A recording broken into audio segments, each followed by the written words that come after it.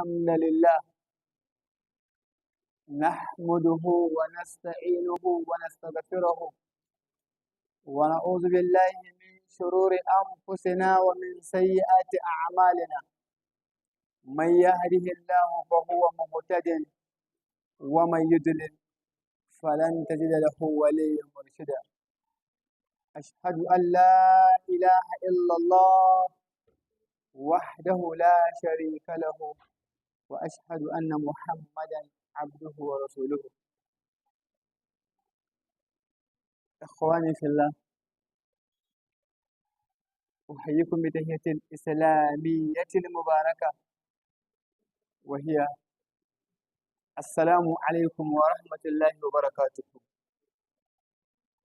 Muni wa Allah godiya maɗaukakin sarki mai kowa mai komi da ya kawo mu wannan lokaci mai tarin albarka da muke karanta wannan littafi mai albarkoki da yawa, Riyadu Salihin. Muna cikin babi na 100 ne ko babi na 99, ina ganin haka abin yake. Muna cikin babi na 99. Mun gama ayoyin da ke ciki da yardar Allah maɗaukakin sarki za mu fara farkon hadisin da ke cikin babu. Allah muke roƙo da ya rufa mana asiri, ci gaba da rufa mana asiri, ya taimake mu, ya ba mu ikon yin sai da ya kamata. وعن عائشة رضي الله عنها قالت كان رسول الله صلى الله عليه وسلم يعجبه التيمم في شأنه كله في ظهوره وترجله وتنعله متفق عليه. an samu hadisin nan daga Aisha, Allah ka ƙara yarda da ita ta ce, Annabi tsira da amincin Allah su ƙara tabbata a gare shi, damaitawa ta kasance tana faranta mashi rai. Damaitawa shine yin kowanne abu da dama. In na ce kowanne abu dama, abin da nake nufi ko abin da ake nufi shine yin duk waɗansu al'amura wanda suke da ƙima da daraja a yi su da dama.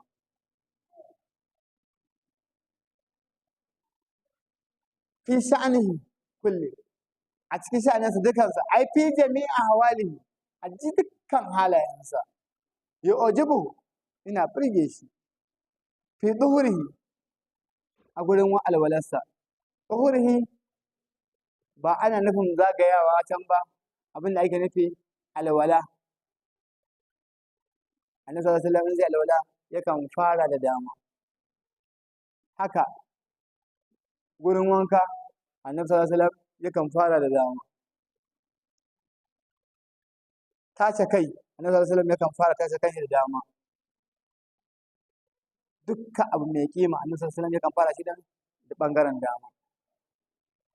Da za a ce ka tashi, in ka tashi a ce tafi, abin da ake so da ka miƙe haka in za ka fara harba ƙafarka to ƙafar dama ke son ka fara harba. Ba me ba, ba hagu ba. Haka in za ka tafiya, fara tafiya ka fara ƙafar dama. In za ka sa takalmi da ƙafar dama. Fi da fi tsuhurihi wa turajjulihi da kuma tace kansa, kum kenan. Annabi sallallahu alaihi wasallam in zai fara kum yakan fara da me ɓangaren dama. Nan dama ake farawa da shi. Ba ta ina ba kenan, ba ta tsakiyar kai ba, ba ta kuma nan gefen hagu ba, a ta ɓangaren dama ake son ka tafi fata ta kan kai. Wata na'ulihi da kuma sa takalminsa. In za a sa takalmi, ana son mutum ya fara jefa ƙafar dama.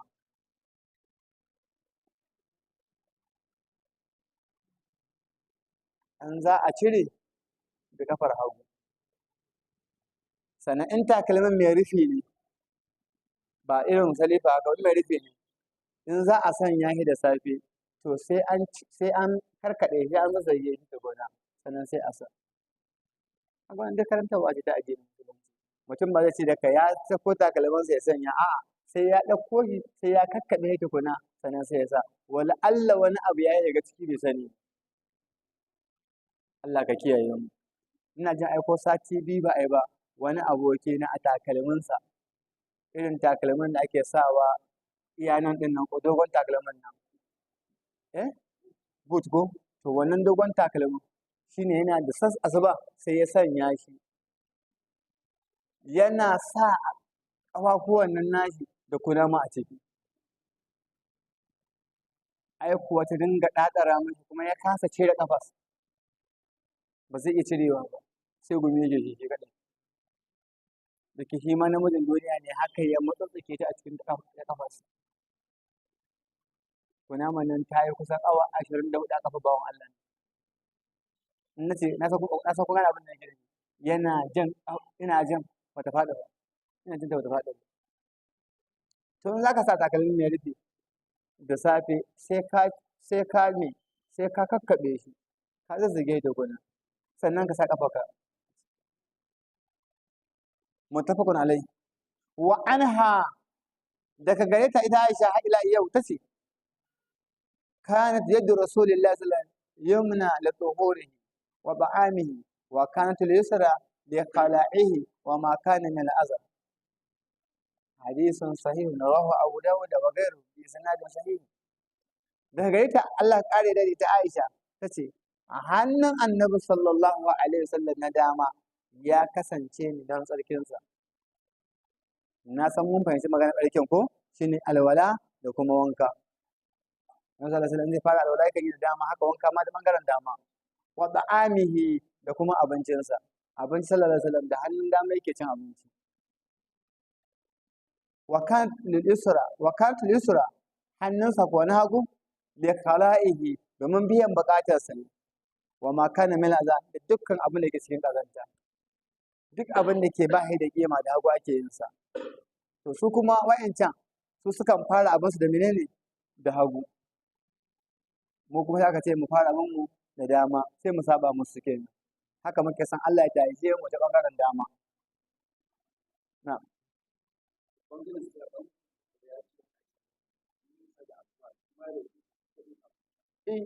To sai ka abin da yake magana to yanzu ita riga da mutum yake sawa sai ya zo sai ya jefa ta haka to ita ma kamata ya kakkaɓe in har abu ya kakkaɓe ta zazzage ta haka sannan ya sa za mu karanta yanzu nan ma yanzu abin insha Allah sannan sai ya sa. Alaikum assalam wa rahmatullah.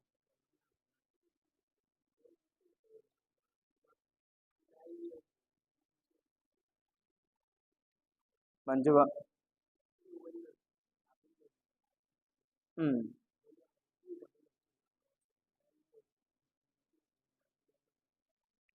Abin da yake magana to gashi dai abu ana karantawa zai yi yanzu zai ji in yayi aka yau aka yi sai aiki da shi gobe jibi sai ji kuma ya manta sai ya koma gidan jiya haka ne ko to yaya za a gyara hanyoyin da za a gyara shi ne tirsasa wa ranka za ka yi akan abu kazan da kaza wannan abun daga yau zan dage da wannan abun ba zan fasa ba in Allah da in kai shekara ɗaya kana yin wannan abu wannan zai zama jiki da wani abu kuma ba shi ba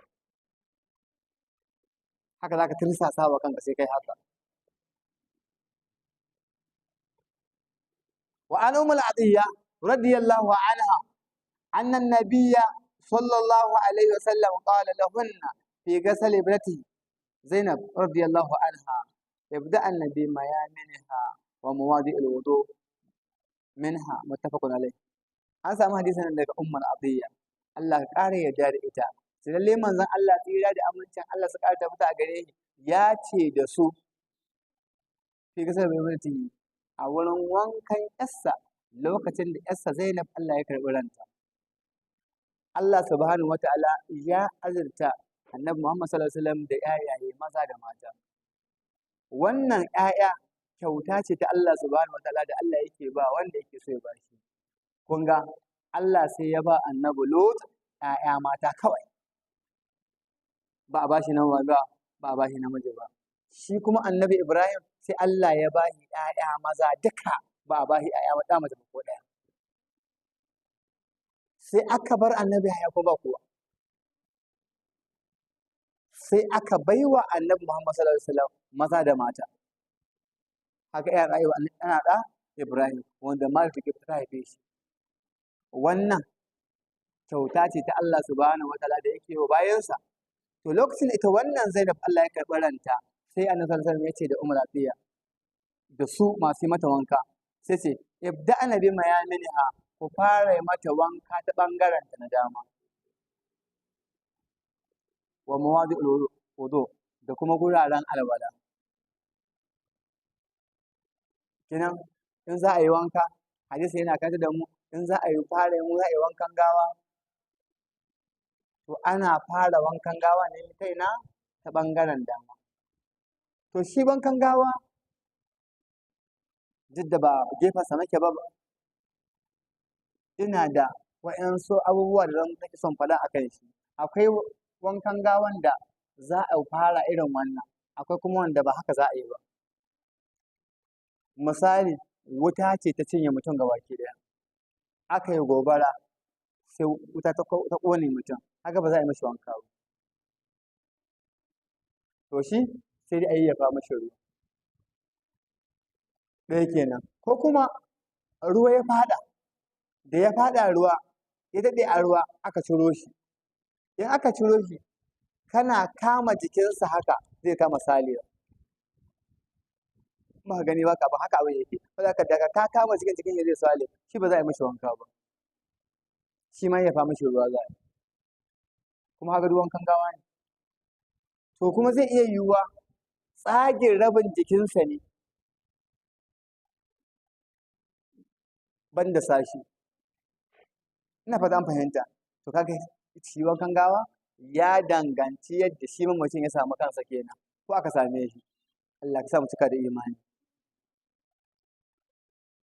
Wa ana abi hurairata radiyallahu anhu anna rasulullahi sallallahu alaihi wasallam qala idza tana'ala ahadukum falyabda bil yumna wa idza naza'a falyabda bis shimal litakun al yumna awwaluhuma tun'al wa akhiruhuma tunza'u muttafaqun alayh. Wannan hadisin an same shi daga Abu Hurairah, Allah ya kare da Abu Hurairah. Lalle annabi tsira da amincin Allah saka da wuta gare shi ya ce idza tana'ala ahadukum in ɗayan ku zai sa takalmi falyabda bil yumna to ya fara da dama. In zai sa takalmi ya fara sa mai da kafarsa ta dama. Wannan fara sa takalmi da kafar dama da fara tafiya da kafar dama abu ne sananne a gurin mutane amma kuma abu ne mantacce a gurinmu. Kun gane ba ku dake ji ko? Kamar gashi abin an sani amma da yawa kuma ana mantawa. Sai ga mutum ya tashi zai fara tafiya ya harba kafar. Ya tashi zai sa takalmi ta kusa da shi din ita zai fara sawa. Ko kuma ga mutum ya tafiya takalmi kafa daya. Me yasa me yake takalmi kafa daya kiɗa? Sai ce ai ɗaya ce take yin ciwo. Annabi sallallahu alaihi wasallam ya hana sa takalmi kafa daya. Yace ko dai a sanya su ga baki daya ko kuma a cire su ga baki daya. To wataƙila in akwai wata ko a ce lalura to ba shi lalura muke ba. Zai iya yiwuwa lalura wani abu ne ya jiro mutum wani dole sai an yi haka.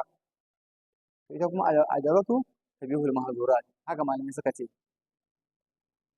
Wai da naza'a in kuma zai cire takalmin falyabda bishimal to ya fara da hagu. To tambaya ana shin kowane irin takalmi? Amsa shine kowane irin takalmi in za a sa shi a sa shi da ina da kafar hagu. In za a cire da kafar dama in za a cire shi a cire shi da ina hagu ko ma wani irin takalmi. Kowane irin takalmi ne tun da sunan takalmi ne. To in za a sa shi da kafar dama in za a cire shi da kafar hagu. Cire kafar hagu. Litakun al-yumna awwaluhuma tun'alu. Hagu dama ta kasance ce farkon su sanya takalmi. Wa akhiruhuma tunza'u ita ce ƙarshen su cirewa. sai a cire hagu, in cirewa za a yi kenan, sannan sai a dawo a cire dama. Yanzu irin takalmin da ake yawan sawa, kawai zare kafa ake yi kawai maimakon cirewa, ko kawai da ka zare kafa ka yi ka cire takalmi. To duk irin nau'in takalmin da zaka sanya, to ka kokari ka dage ka tusa wa kanka, in zaka sanya shi ka sanya shi da kafar dama, in zaka cire shi ka cire shi kafa hagu, sannan ka cire dama. Haka ya kamata ka dage mu gani daga yau zuwa shekara ɗaya. Allah ya taimake mu. Wa an Hafsata radiyallahu anha anna Rasulullahi sallallahu alaihi wasallam kana yaj'alu yaminahu li ta'amihi wa sharabihi wa thiyabihi wa yaj'alu yasarahu lima suwa zalika, rawahu Abu Dawud wa Tirmidhi wa ghairihi. Wani hadisin na biyar a cikin babu an same shi daga Hafsa, Allah kare da ita, lalle annabi tsira da amincin Allah saka ta fita gare shi ya kasance yana sanya hannayensa na dama da ta'amihi, hannayensa na dama ga abincinsa, in zai ci abinci da hannunsa na dama, wa sharabihi da abin shansa. Kuskure ne mutum zai sha shayi ya sha shi haka da wannan hannun, kuskure ne. In mutum zai sha shayi ya sha shi da hannun hagu.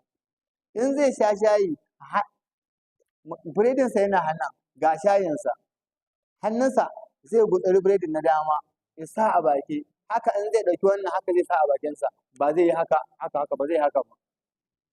Ina fatan an fahimce ni. Haka ne karantawa manzo Allah take a gurin shan shayi. In mutum zai sha ruwa, wannan hannun shine abin shan ruwansa. Annabi sallallahu ya karantar da mai da ake shan ruwa, wala Allah ma za mu tsunduma a cikin babin yanzu.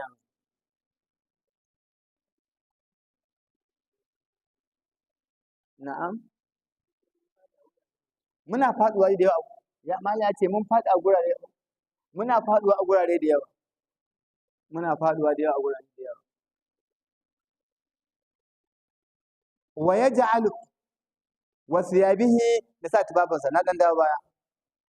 Sharabi shi abin yansa, wa thiyabihi da me da tufafinsa. In zai sa tufafi hannun dama yake fara sawa, ta hannun dama za a fara sa tufafi, ba ta ina ba, ba ta hagu ba. To ka gani, in za ka tambayi kanka tsakaninka da Allah, in ba sa'a aka yi ba, in kai yau kai gobe kai jibi sai ka manta, kuma sai Allah ya kai mu bari, sai wanda Allah ya ce maka. Haka ne ko ba haka ba? In mutum ta zai sa kayan, kawai sai ya sanya kayansa yadda ya ga dama ya sa kawai. In za ka sanya su, to ka fara sa hannunka na dama, da ke kayan masu kala-kala ne ko? Ɗinkin da ake ɗinka mutane kala-kala ne. To duk irin ɗinkin da aka ɗinka maka za ka sanya, to damar ka ta zama to ita ce farkon sawa. Ko ma wani iri, ko singileti akwai dama. To za ka damar za ka fara sawa, sannan sai hagu. Allah ya saka mu manta.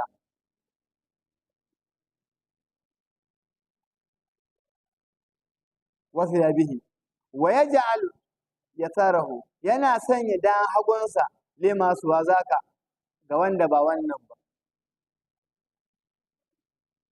abinda ba wa'anda aka ambata ba, abinci, abin sha, tufafi, duka da alwala da dama ake yi.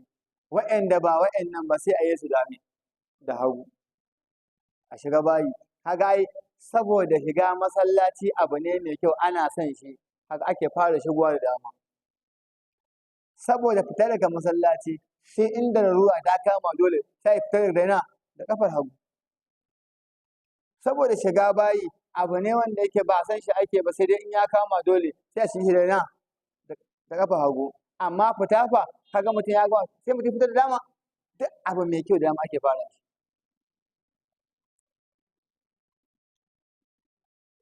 رواه أبو داود وغيره.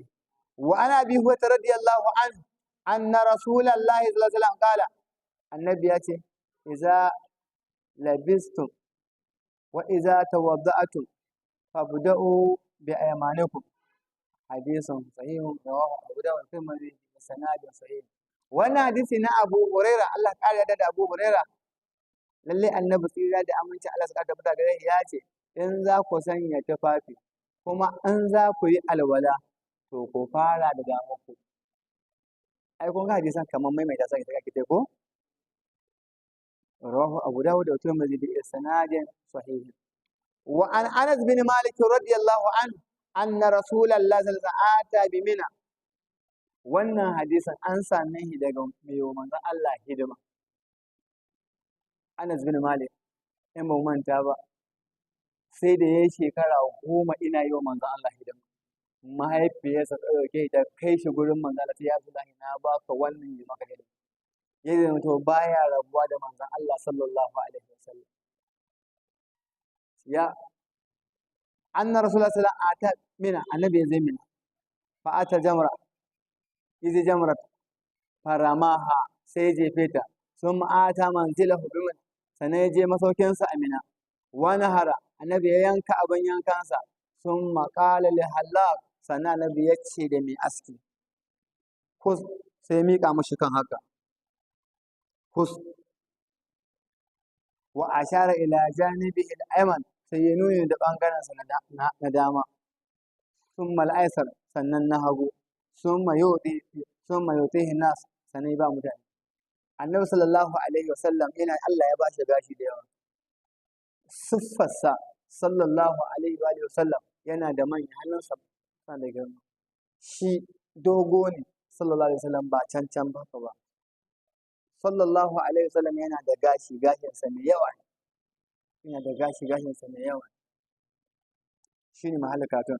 Idan ya zo zai aski jama'a da yawa sukan so gashin annabi sallallahu alaihi wasallam neman albarkar gashi. Saboda haka yan tabarruki kenan ake ce ko tabarruk shikenan in yi aski to gashin sumar gashin annabi sallallahu alaihi wasallam wawata ake da ina gurin Alhaji Musa ya sa daga ne za a yi wa mata babu shakka da ne za a yi wa mata da zan ɗauko makale sai abin da hali ya wallahi ba za mu rabu ba iya mutuwa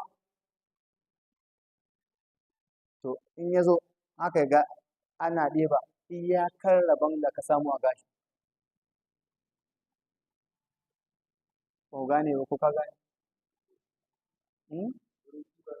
ƙwarai gurin gashin annabi sallallahu alaihi wasallam wawa su ake iya abin da ka samu a gashin manzo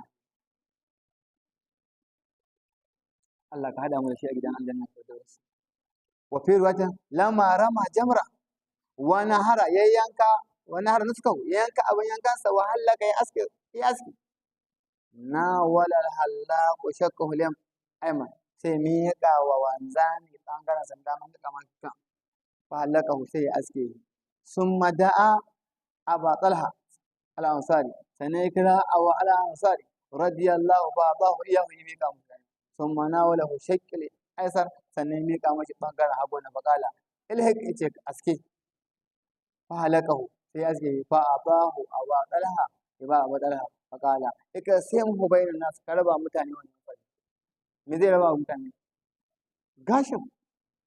gashin za a raba mutane gwargwadon abin da suka samu ko ɗaya ka samu ko biyu ka samu gwargwadon abin da ka samu neman albarkar gashin annabi sallallahu alaihi wasallam Allah ka hada mu da ina wannan shine iyakar babu a cikin iyakar hadisan da cikin babun kenan anawa to ga mu a sabon babi kitabu adabu ta'am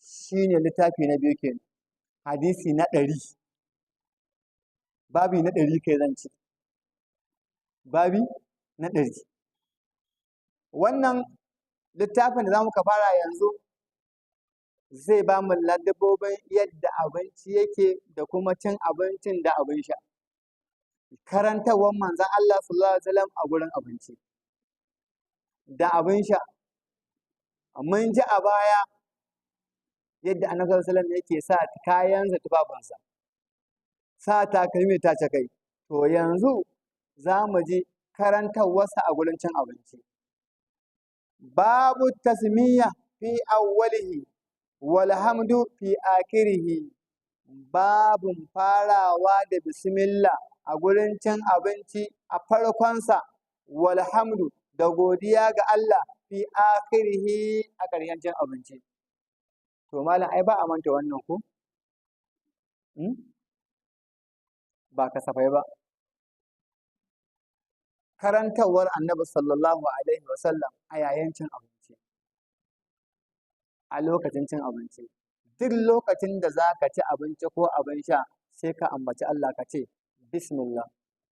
Ba a taɓa babu wani hadisi guda da aka rawaito Annabi ya ce bismillahir rahmanir rahim da ci abinci. An fahimce ni? Ba a samu wani hadisi ba da aka ce Annabi sallallahu alaihi wasallam ya ce bismillahir rahmanir rahim da zai sha ruwa. Abinda Annabi yake cewa bismillah shikenan kawai. Baya ƙara shi bismillahir rahmanir rahim sai a gurin karatun alqur'ani. Cewa yake yi bismillah.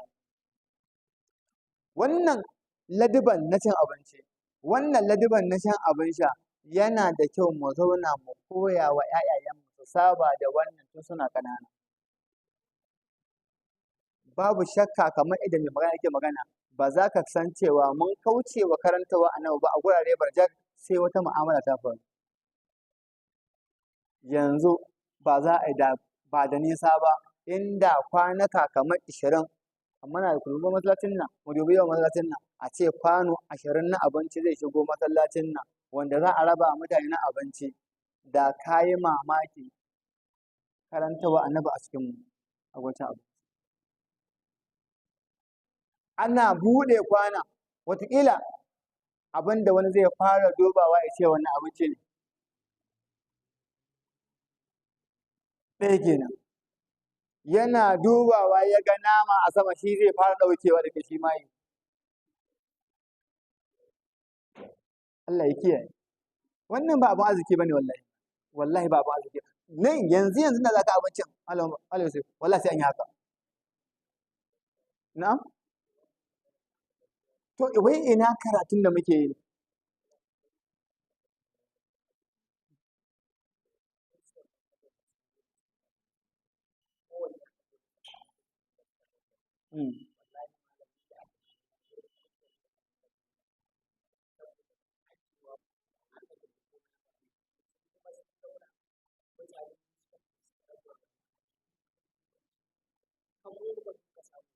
Kun ji abin da ya faɗa? Ya ce wani wani biki aka yi na wanda suka halarci bikin. Da musulmai sun haɗu a gurin bikin hada Allah da kiristoci. Ɓangaren da aka ba nan musulman, wawa aka yi aka cinye abincin. Su biyu, wurin na kiristoci suka je su suka bi layi suka bi tsari, a can suka samu su ba su yi wawa ba. To da har mun kai katon nesa, na ce maka a masallaci yanzu ake wannan katin yanzu, inda kwano 20 zai shigo masallacin nan, wani sai ya tambaya me a ciki, a ce abinci ne, sai ya tambaya to wanne ne, mene irin abinci ne, ka ji bike na ko?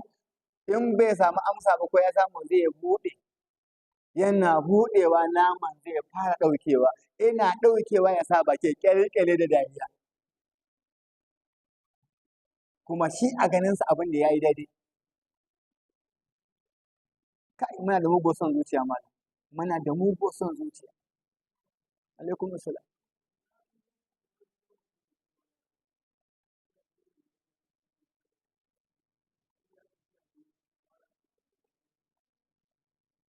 Ka fara daga naka ko? Bari ba ma hadisan ba tukun da ingancinsa. Ka fara da mai daɗi naka ko na mutane. To da an kawo da ka duba gani an kawo da yawa ne aka aje sai ka fara ɗauke nama yau da ba samu ba. To in misalin naka ne abincinka ne kai kaɗai, in ka fara cinye kayanka akwai wata damuwa ciki? Ai ba ma akwai damuwa. Ka ɗauke nama ma ka ce ka ƙoshi. Ko? Ai naka ne. Amma abin da muke magana a nan shine a kawo wa mutane abinci. Kamar nan garan nan haka a ce ga kwanon ku, nan ma a ce ga kwanon su, nan ma a ce ga kwanon su, a haɗu a kwano ɗaya. Wanda daga wani ya fara ana buɗewa shi naman zai fara ɗaukewa a cikin kwanon su 5 naman zai fara ɗaukewa. Ina ɗauke naman sai kama dariya. Shi ya ɗauke naman shi ya nasara. Kaga wannan aikin dabbobi ne wannan. Wannan aikin dabbobi ne. Mai hankali ba zai wannan aikin ba.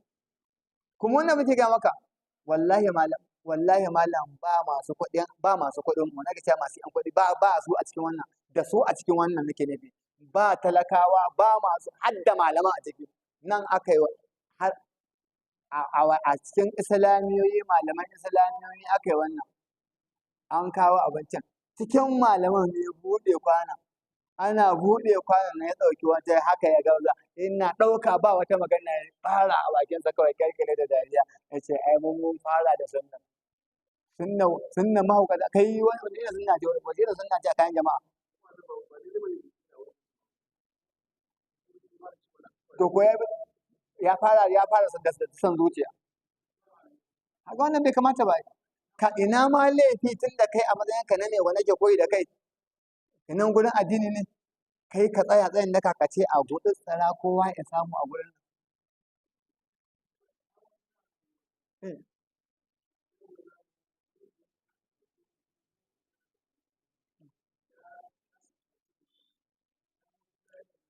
ai hanya kenan shine tambayar da yake yi to yaya za a yi tun da wannan siffa ta mugunta wannan siffa ta ganin kyashin kai kaɗai za ka samu wannan siffa ta son zuciya ta daga da bai ya zai mu gyara ta shi kake tambaya ba yadda za mu gyara wannan wallahi sai dai ta hanyar karatu da aiki da shi a aikace ita ce kawai saboda na je gurin walima da ake cewa walima da masu kuɗi a gurin masu kuɗin na ga sun yi wa abinci na je ni ba zan ce da ku guri kaza ba amma a gaba na aka yi ya ɗauka kuma abin da ga maka nan ya ɗauki naman nan ya gabza a bakinsa ya kyalkyale da dariya an yi haka a gabana kaga an yi malamai sun yi a gabana masu kuɗi sun yi a gabana to fa gwada ka dan talaka ya yi wawa a gabana sai in ce madalla shi da ma cancanta ya tunda ba shi da shi amma ko bai kamata ba wa'annan shi ya fi ƙarfin kaza zai iya sayan kaza da kuɗinsa ya ci amma ya yi wawa yankan nama saboda mugun son zuciya karatu ne wannan makaranta mai aiki da shi shine kaɗai zai fita da mu wallahi bayan wannan ne na ji na gyara nawa ka ji ka gyara naka ka zauna a gidanka ka karantar da su 'yan gidanka in aka zo gurin wannan walima da Allah mun ƙarfin abinci kai bari in gaya maka saboda wannan abu ya shiga cikin zuciyarmu matanmu suna barin shinkafa a gidajenmu da miya su tafi su je su yi wawa shinkafa da mai da yaji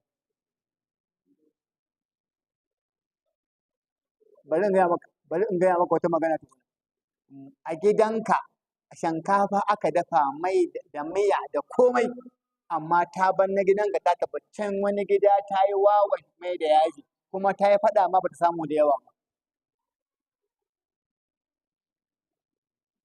to sai na don haka sai ka sani ka gyara ka kira 'yan gida su gyara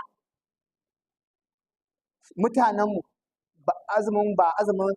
azumi biyu kenan da suka wuce akwai matar da aka sake ta akan gero a halin mijinta shi ma ina raba geron nan a gidansa sai ga ita kuma ta bi layi gidan wani mutumi tana karɓa abokin wancan ne ya gan shi yake cewa amma kai mutumin banza ne ga matakka nan tana bara tana duk abin da kake da shi ga matakka nan riya ne ce ka zo ka gano mana a gidan wani na ganta ya zo kuma ya ganta a gidan tana layin geron ya fi su kwana uku ne a gidanta ya ce a je a duba sutansa a ji rumbun abincinsa a je a duba a gani gero nawa za a samu a gidan nan a je a buɗe a gani wannan abin ciwo ne a jikinmu wallahi ciwo ne a jikinmu sai mun dage mu raba kanmu da wannan ciwon sai mun dage ba ƙaramin dagewa babu mafita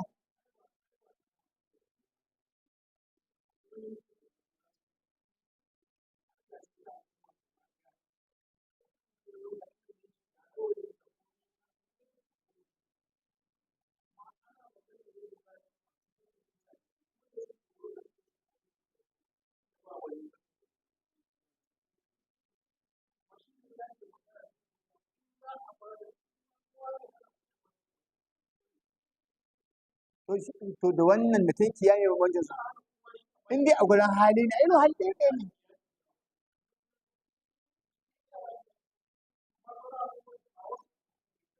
Haka in muka tafi gurin walima ana ba kowa leda ɗaya leda ɗaya sai ga wani ya riko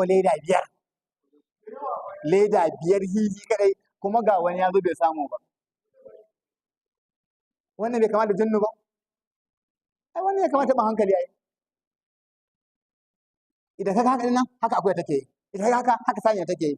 Saniya ce za a kawo abinci ko tinkiya in ta sa bakin ta koshe ta taka bakin kwana. Haka tinkiya take yi.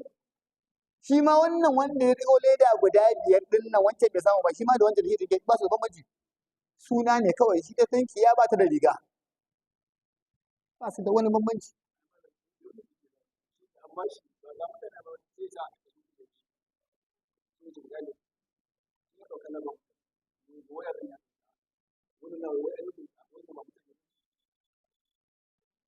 To ko ya banna ko mun ban Najeriya mun tafi ta kasar haka din nan dai haka wani yake ban labari da ya je Saudiya. Ba wai ni ke ba labari yace aka kawo sabin ya ci ya ga nama ne ya ci aka kawo wannan bai gama cinye wannan ba kuma ya kuma ganin wani ya kuma karba wannan yace zawo ya kama zawo kuma ga ya tara da yawa ba zai iya ci ba. Nace ba sai ka daure a leda maka kawo matarka ka ji dabba ba bai cinye wannan ba kuma gaji ya karɓo wani kuma ana so kuma yace kuma so suke maka ƙasa ƙara mana. Dole sai mu tsaya mun gyara wannan abun ya zama dole mu tsaya mu gyara kai a zai mu gyara wallahi ba abin dariya bane wallahi ba abin dariya bane wallahi ba abin dariya bane kaman ban mutum ne ya tsirara kaman misali mutum ne a ce ga mahaifanka ya tsara za ka yi dariya haka ne muna faɗan aibin kan mai iyayenmu da ayyanmu da kannanmu ko muna dariya haka ba mu lokacin da za mu gyara kenan ya kamata mu yi dariya ba ya kamata a ce mun tsaya mun gyara ne mu kira ƴaƴanmu mu nuna musu a gurin walima ma za a ce abin da ka samu abin da ka samu ka bar shi kawai. Alaikum salam. Na'am. A jinin me yake ko? Mu ba za mu gyara ba.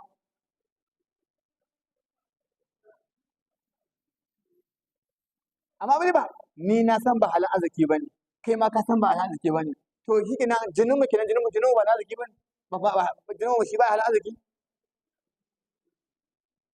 ya kamata mu tunanin ya ta yaya mu fita daga wannan hali ta yaya mu fita na gaya maka abinci aka raba na walima aka ware wa malamai aka ce nan da iya malamai da san kan da komai da aka yi haka su wa'anda aka ba kulawa da harka na malaman ko su muka samu kuma suna zubawa a leda a'a ana aiki suna aiki suna shi ne mu muna faɗan ya za a yi a ware wa malamai na ya za a ce duk waɗannan na malamai to shauran kuma da zaka kuma ba to a wanda aka ware na malaman a so kuma su kuma malamai suke yin na malamai a ciki to malam ka yadda a jinin na yadda a jinin mu a na malaman ne ba wa'in suke ɗiban suke yin na malamai a cikin nasu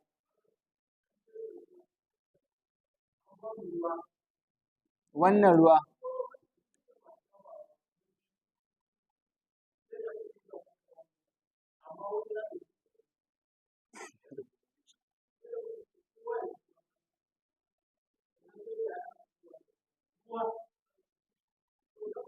babu shi a Najeriya kai to mu ci gaba to ko iya nan banka tashi ai ba laifi na'am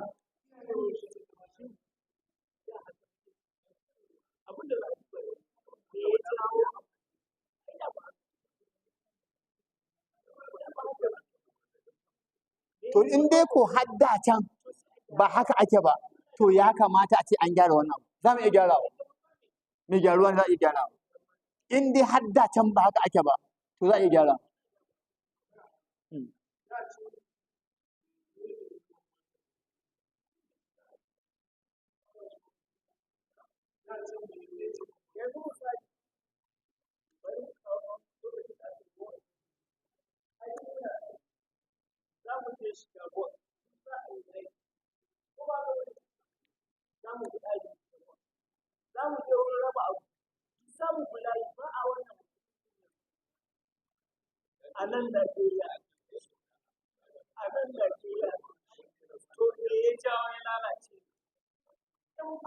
to shi kenan an umar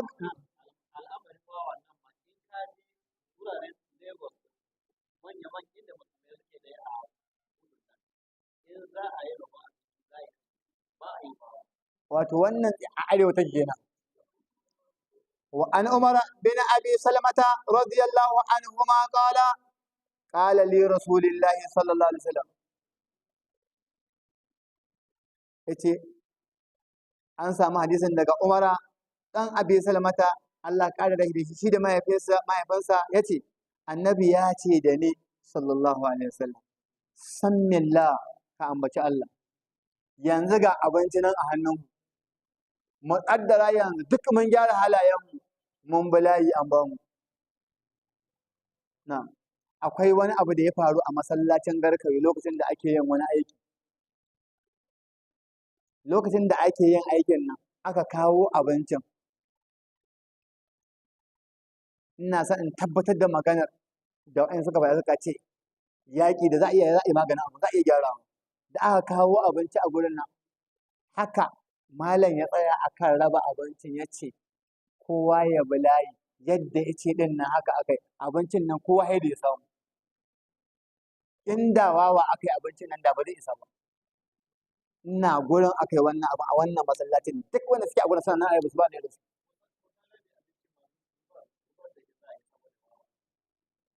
kuma kaga ni na gani a wani gari akan wawa fate aka kona wata yarinya nan sa yadda ya kone akan wawa fate ka san fate wanda shi kai ni ban ga wani abu maso ba a gurin fate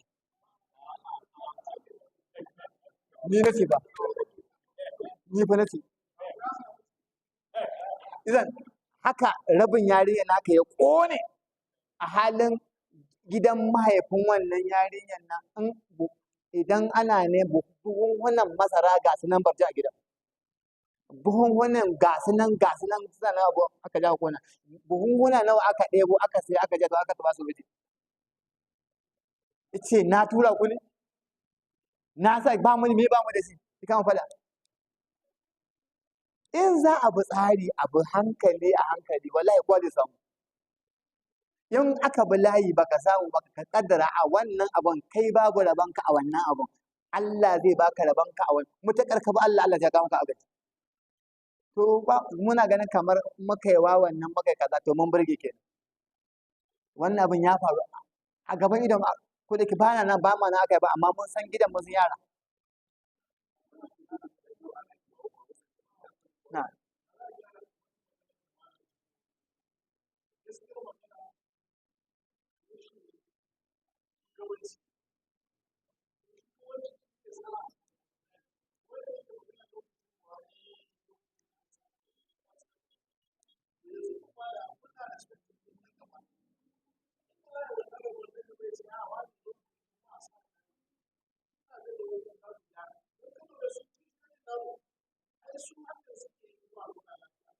to yanzu tun da ai haka kowa ya ji wannan in irin tafiya ta same shi haka sai ce wani kai wani kai da wannan ku raba abu wani da Allah ku tsaya kan harkar raba kaza wani ku raba kaza da Allah ku yi mutane ku yi biyayya a gurin raba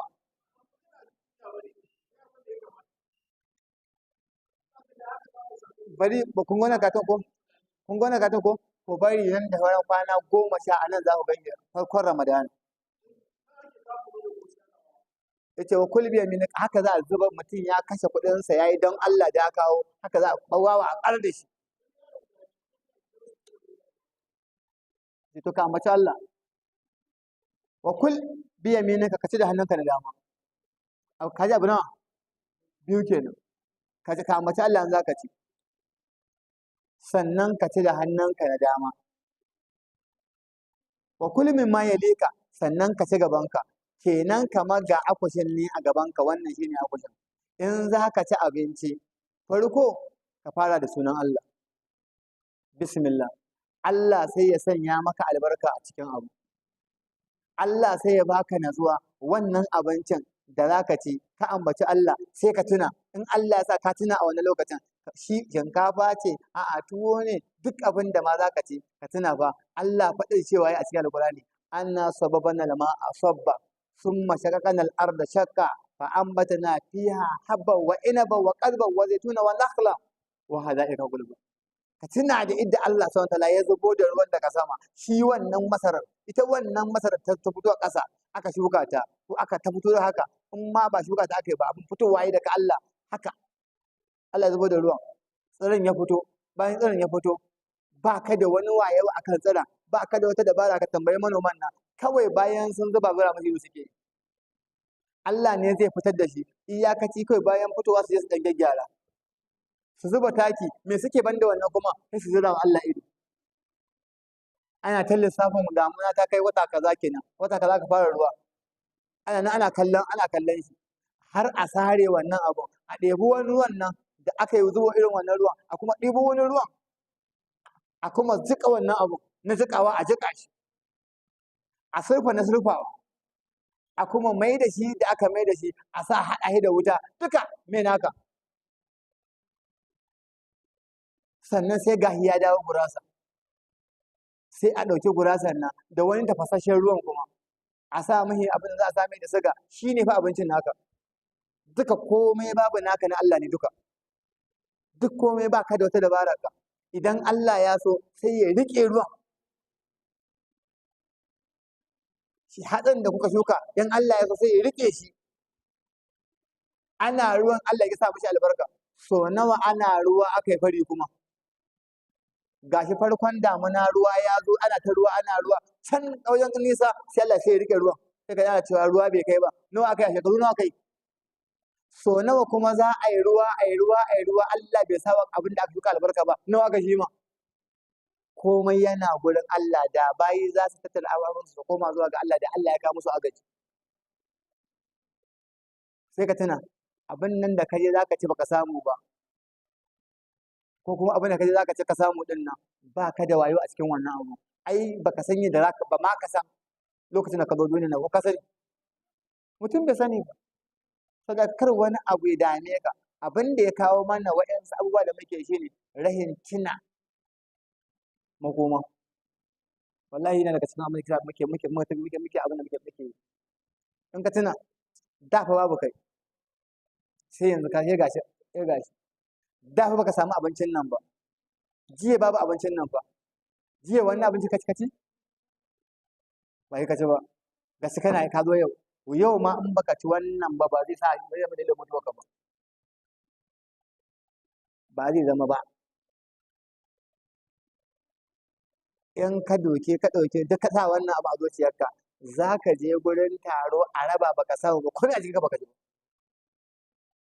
saboda in shinkafa ce ka ci kala shinkafa irin wannan ta fi kala 10 a rayuwarka ba a maganar nau'in ka ci abinci irin wannan dai abin da ka ba wani mutum ce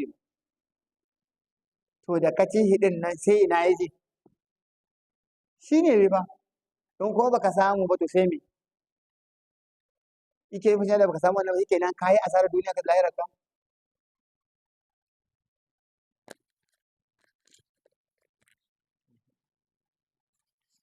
za mu ambaci Allah idan mutum ya ambaci Allah Allah sai ya sanya mushi albarka a cikin abinci idan ya ƙi ambatan Allah to sai su tarayya da gidan a gurin cin abincin to ya mutum zai so abokin gabarsa ya ci abincinsa Shaiɗan fa abokin gabarsa ne. Shaiɗan fa abokin gabarsa ne. To yaya zai ci abinci da shaiɗan abokin gabarsa? To ya ambaci Allah in zai ci abincin. Sannan in ya yi bismillah to ya ɗauki hannunsa na dama ci abinci da hannunsa na dama. Kai ci me abincin nan da hannun hagu. Sai dai idan akwai wata lalura misalin hannun nasa ba shi da hannun dama hannun hagun yake da shi haka wani lalura ce amma in dai hannunsa lafiya lauke to ya ci abincin nan da hannunsa na dama to kuma ya ci gaban shi to wannan abin da za a ci irin cin gaba irin shinkafa da tuwo da makamantansu. To abin da ya shafi koko, kunu da makamantansu su kuma fa su ma haka ake yi. In ka ɗauki ka ɗauki tuwo misali gurin cin abinci, bayan ka ambaci Allah ka yi na farko kenan ko, sai na biyu hannun dama, ka ci da damarka. To a gurin cin gabanka sai ka ce bari ka kai mishi haka, kai ya gutsuri sama, kai ya yagi samansa, ai baka ci gabanka ba ko? Yayin da ka rage abincin nan, in kai baƙo da wuya ka iya ɗauko abincin nan ka miƙa mishi. Muna tare? Da wuya kai ka ci abincin fa, abokinka ne ko ɗan uwanka ne, kai mishi wannan abin, kai mai cin birbiri, ka rage ka ce mishi ga ragowar abinci na nan ka ci, za ka ji kunyar bashi. Amma da za ka ɗauki abincin nan ka gutsuri gabanka, ka gutsure shi, duk da za ka iya cinyewa da kyau, shi ma in ya zo ya buɗe ya gani zai ci kansa tsaye, sannan kai ma za ka iya miƙa mai ka ce ga ragowar abinci nan ka ci. Kun ga abu mai kyau kenan. Duk abin da aka ce karantarwar manzon Allah ce, in ka kula abu sai ka ga tsafta a cikin abu, sai ka ga fa'idoji nesa ba kusa ba. To sai muka dawo abin sha irin su kunu. To ai shi kunu ba irin shinkafa ba ne, kunu ba irin tuwo ba ne. Sai mu ce shi ma akwai sha, akwai karantarwa addini a gurin shansa. In ka ɗebe shi, shi me? Shi kunu ka sha, ai ka ga yana ƙasa ne ko? Yana ƙasa ne. Idan ka bar shi haka, idan ka rufe shi zuwa wani lokaci, in ka dawo za ka ga gefen kwanon har ya yi wani ɗan ɓauri-ɓauri, ya kame. Ko kuma na mata da shi? Za ka ga ya kame har ya yi wani haka, ya yi ɓawo-ɓawo. A daidai wannan lokacin shi ma in ka ba abokin ka ce da shi bismillah ba, sai ka dage. Za ma ka ji kunya ka miƙa mashi ka ce da shi sha wannan. Amma da za ka sha na tsanake, bayan ka sha ka gyara bakin kwanon tsaf, iya ragowar kokon ko iya ragowar kunun ya tsaya daidai nan gurin, bakin nan ne da kyau. In kai baƙo za ka iya ce da shi bismillah ga ragowar koko nan ka sha. Kuma shi ma zai iya buɗewa ya ɗauka ya sha. Amma in ka bar shi a irin wancan, in ya zo ya gani ba zai sha ba, kuma kai ma ba za ka so ya buɗe ya gani ba. To me yasa ga abu mai kyau ba ma so mu yi? Tambaya kenan. Me yasa na san wannan haka, kai ma ka san haka ko ba ma yi? Wannan amsa ba amsa kenan?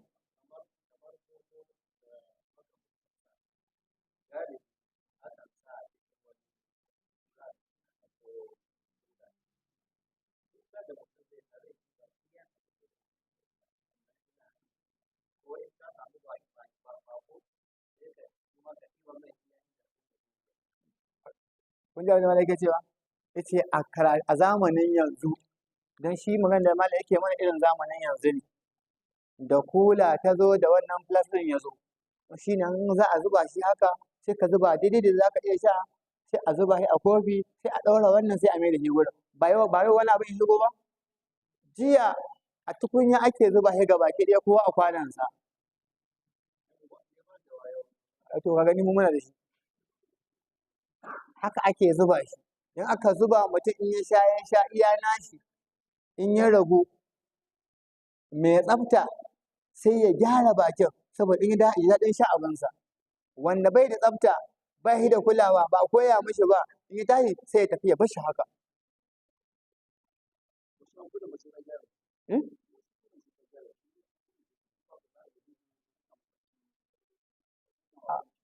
To ka ji ma, ita ma kul da Malam yake faɗi ita ma sai an gyara. A shi kaga kenan har yanzu tambayar ba amsa ta ba. To me yasa mu mun san abu na da kyau ba za mu gyara ba, ba za mu yi da kyau ba? Son zuciya ko? To ai kuwa in dai akwai son zuciya akwai ɓacin zuciya. Abin da muke daidai Allah ya taimake mu akan shi. Abin da muke ba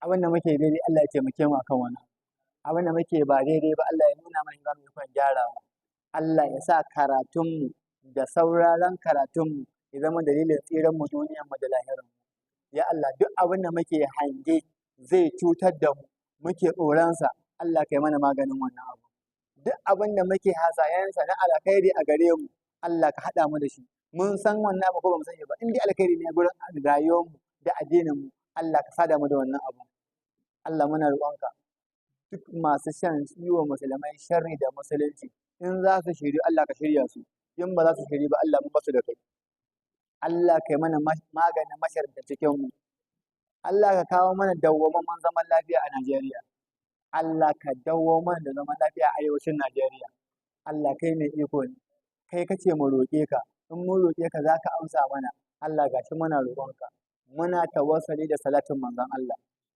mu yi shi muna tawassali da shi wannan salatin Allah ka biya wa kowa bukatar sa na alkhairi wayansu yara namu suna ta karatu wayansu suna karatu ba sa gane karatun Allah ka sauka musu karatun wayansu kuma suna gane karatun baya zama Allah ka ajiye musu shi wayansu suna son tura ƴaƴansu makaranta ba su da abin da su biya za su tura ƴaƴan makaranta Allah ka ba su gabaki daya Allah ka ba mu gabaki daya mu yi salati ga Annabi sallallahu alaihi wasallam Allahumma salli ala Muhammad wa ala ali كما صليت وبارك على إبراهيم وعلى آل إبراهيم